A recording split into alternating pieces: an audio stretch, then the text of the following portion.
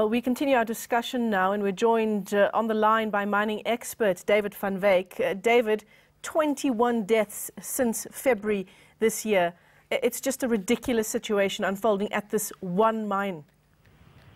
Well, yes, I think that this particular mining company has had a disproportionate share of mine accidents this year. 50% of total mine accidents, 80% of gold mining accidents come from this one company.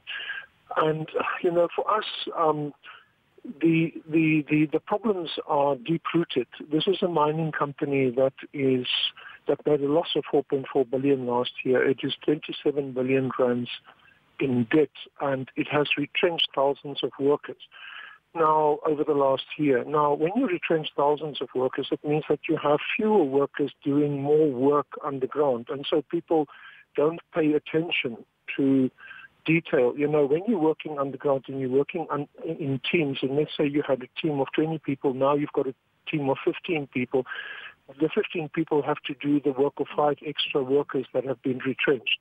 You know, this is cost saving for the mining company because it wants to overcome its debts. It's also pushing the workers to be very productive so that it can make an income to overcome those debts that it's having. And this then creates situations in which mine health and safety is compromised.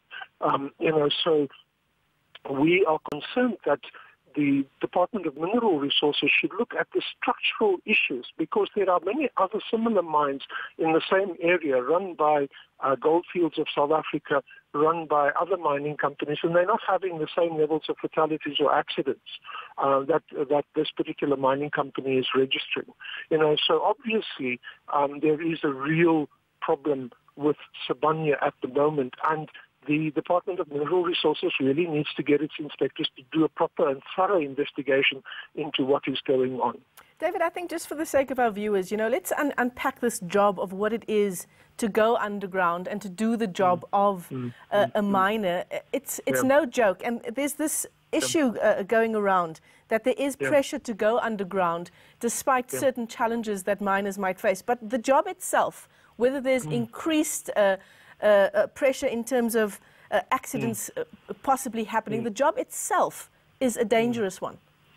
Well, it's an extremely dangerous job. So if you're retrenching a lot of people and you're making fewer and fewer people do more and more work, you want to maintain productivity, but you want to do it with less labor, you're actually compromising safety.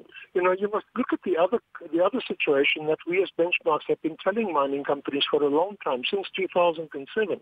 We've been saying, look at the community at which mine workers come from. If the mine worker lives in a tin shack, he doesn't rest enough, because in winter it gets very, very cold. In summer it gets very, very hot.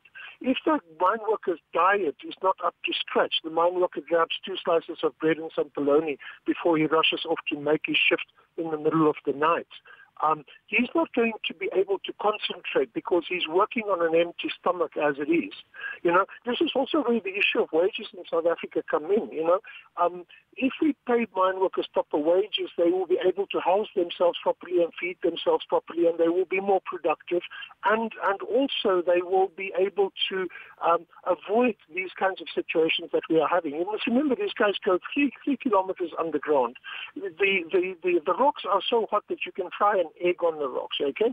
So there's constant ventilation that has to come in, and just 2 weeks ago we saw workers dying because there was no ventilation in the shaft that they were in. Again, it was a case with Sibanye. Now, and they were in a forbidden area, somehow instructed by management according to the unions and so on. So there are some really, really serious questions that need to be asked of the Sibanye operations in this particular area.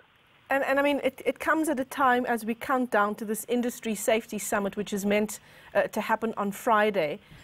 One can only hope that all of the issues you've just now highlighted will also be dealt with there. Well, I'm really also, when we speak about mine health and safety, we think that workers should be trained at the rock face and not in a classroom. When we have workshops about mine health and safety, it should happen there where these problems arise. You know, the situation with classrooms, especially with mine workers, they come up from underground after a shift, and then they're expected to participate in mine health and safety workshops and things like that, where not even tea and coffee is provided. You know, they are tired, they want to go home, they want to take a rest, they want to take a break from very strenuous work under very difficult conditions. You know, so unless you do mine health and safety training right at the rock face, you are also not going to address the issues.